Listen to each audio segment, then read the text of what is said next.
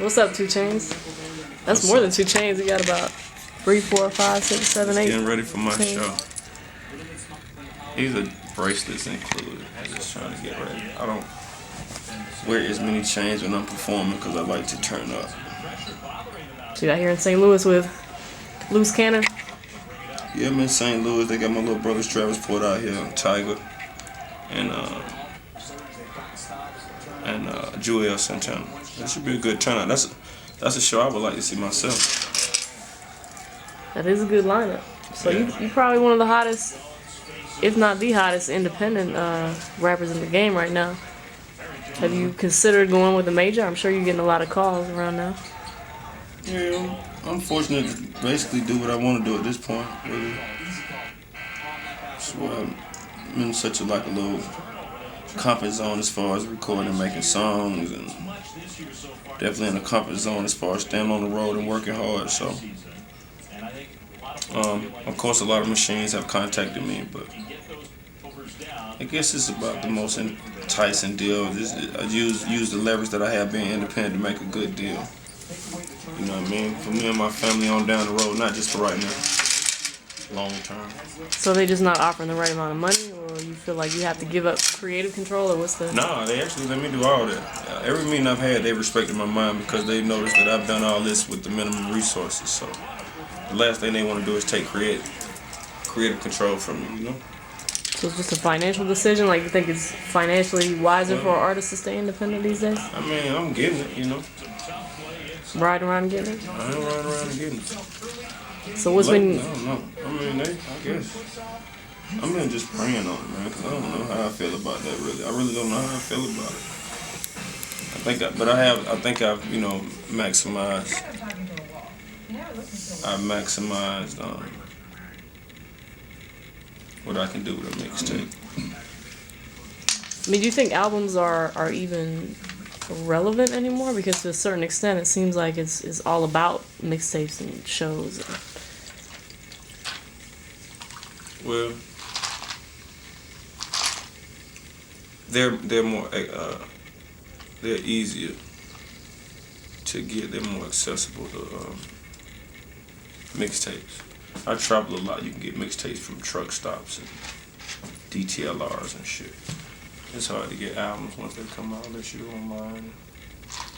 So in turns, it makes the label look like they lazy, which they probably not being lazy. They just don't have anywhere to put your stuff, and they make the artist look like they ain't really popping, which that's not the case. I want to make sure I don't get caught up in that shit. So how does your life compare to where it was a year ago? Oh man, a lot of stuff has changed for me and my family and everybody around me.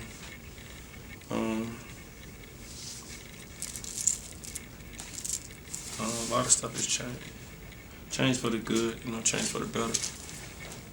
Way more shows. People acknowledge who I am on site. Got a lot of new rap friends. Bigger crib, newer cars. More chains. More investments, more properties, real estate properties.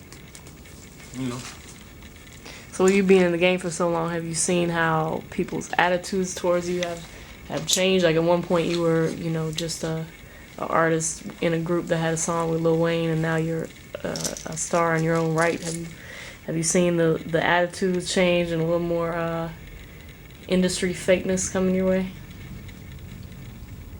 I mean, I guess the general consensus on me is that people is just proud of me coming from where I come from. I hear that a lot. I used to didn't know how I feel when people say they're proud of me. It sounds like they're trying to sun me, But I kind of get it. If you watch my grind, if you watch my campaign, I'm kind of like, I've been signed to Luda. I've been signed to Def Jam. I've had great friends like Lil Wayne, Gucci Mane, and people like that, but I've just tried to muscle my way and use my personal grind to get me where I am. So a lot of people kind of respect that. It definitely wasn't overnight. So what made you decide to go solo and stop doing Players Circle and also leave DTP? I didn't leave. I didn't stop doing Players Circle. We own the studio together. It's just that when you own a studio, in my case, I record, I work a lot, so I just had to find different avenues to get my music out. And when I started putting out the 2 Chainz mixtapes, people started gravitating to them, so it just makes sense for me to do some 2 Chainz stuff. So as far as the DTP thing, it's just time for me to, be my own boss, get my own imprint, develop my own artists. It's time. That's all it is. So you feel like you learned a lot being with DTP? Hell yeah, I learned a ton. So you were talking about some of the charity things that you've done for the kids. So you give away bikes every Christmas? Yeah. Why is that something you think is important? I think it's important to give away bikes. I know when I was coming up, we played outside a lot. I know a lot of kids. It's the gamers era to where a lot of kids and stuff do Xbox and PlayStation and stuff like that, and they don't get outside much. Therefore, we got obesity and we got things like that. Lack of athletes, in my opinion. The drafts are not as strong as they used to be. Lack of just people being in shape, period. So I think bikes is a good way to kind of have fun and stay in shape for kids. I got my daughter one when she was like 2, maybe, just something to do just to get them out the house. Can't ride bikes in the house, so that's just what I'm doing now, using the little platform I have to just spread something like that. I'm into eating right and exercising, so that's what it is. So you've been on the road pretty heavy this year. I told Twitter folks I might be interviewing you and ask for some questions, so the West Coast wants to know when you're going to get out there and do some shows on the West Coast. Tell them to get one of them good promoters to come on in with that front end, and I'll come out there and pick up the back end personally. That's really all it is about me. I do promo tours as well. I did a show in Vegas recently, and I was very surprised with the turnout. Yeah, with the turnout and so many people that came out. I was in Vegas one night, then I went to DC, then I went to Orlando, and it was all like 3 different parts of the states, and I felt like, and it was all just great turnout. So it just hit me as it go, man, that potentially could be a problem in the rap game. It really ain't hit me yet.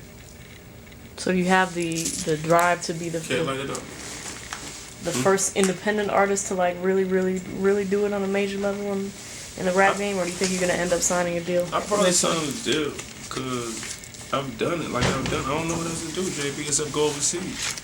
Like that's the only thing I haven't done was go overseas on my mixtapes. I've done everything else. You won't believe what we do with mixtapes, the stuff that I do. My mixtapes are different than a lot of people's mixtapes. A lot of people use mixtapes to throw away songs that didn't make that album, or for samples they can't clear. I use mixtapes like albums. I do collaborations. I sit down with producers. I mix, I master. I do photo shoots.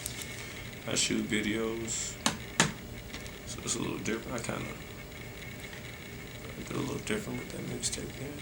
So I feel like I've done everything. Like if I did another mixtape, like what could I do? I just dropped True Religion November 1st. I fucked up a server. Like you couldn't download no mixtapes for 7 or 8 minutes. I got over 1 million views. It's like you don't want to just keep, I did it. True. Everybody know what True Religion is. And not just the attire, they know what my True Religion means, Well, I love the True Religions, but some people try to say that they're going out of style. You think they'll ever think they're going to go out of style, or you think they're still going strong? They've been in style for years, man. Everything comes and goes, but like I say, with mine, it's just more deeper than, an outfit. My True Religion. First of all, I spelled true as an acronym, TRU, and then religion was REAL, like real religion. And my whole campaign was that I feel like being real as a minority. That's just what I feel like. And I feel like me being the same person I've been, which I feel like is being a real person, being a leader, being comfortable in my own skin is what got me here so far. We got people fucking with my campaign, so that's what I do. That's what I talk about. TRU, that's the real university. That's like school of hard knocks for me. So when you came up with the name 2 Chainz, did you feel like the name Titty Boy was just gonna hold you back on a certain level in the rap game? I've been going by 2 Chainz. That just showed how people weren't paying me no attention. That's all it was.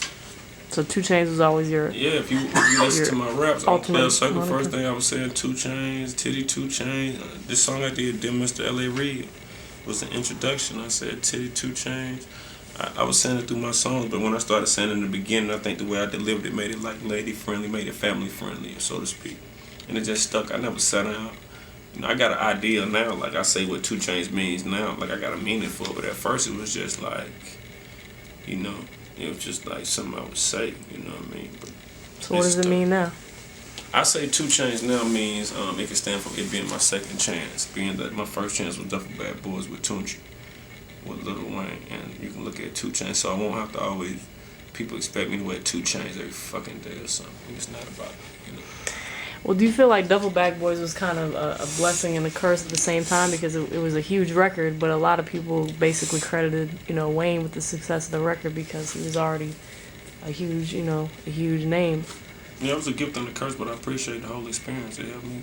I learned a lot. I went on tour with Lil Bro. I went on tour with Wayne. I learned a lot.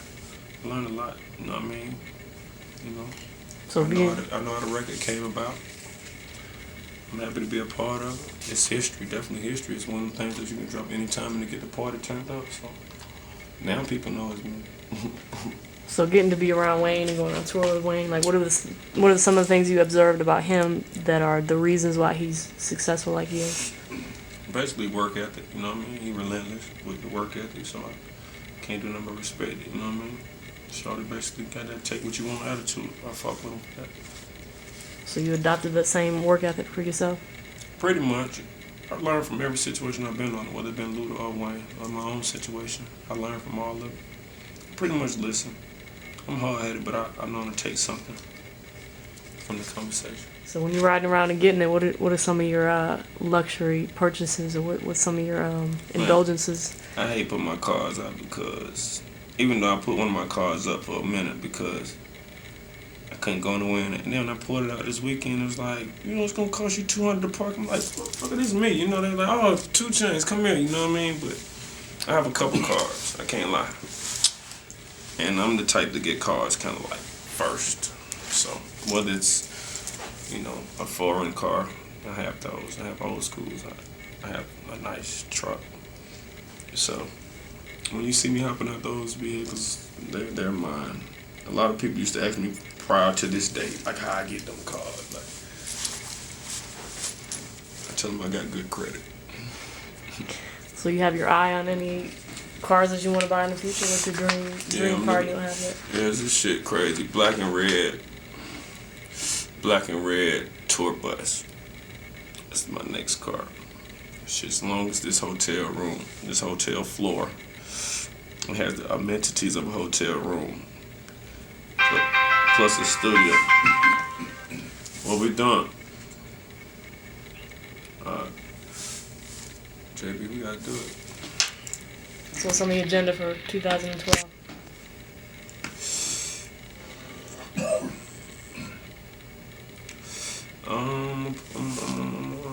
Spur some of that shit, cat. I plan on working harder, continue working hard, being consistent, and making it hard for my rap peers. I come from that sports generation, that sports era where it's competition, friendly competition is always fun. So I'm gonna continue stepping my game up, working with bigger and better artists. You know what I mean? Look out for some collabos that you want to be thinking about. I got my mind on taking over some shit. You know what I mean? This shit really can happen for a nigga like me. 2 Chainz.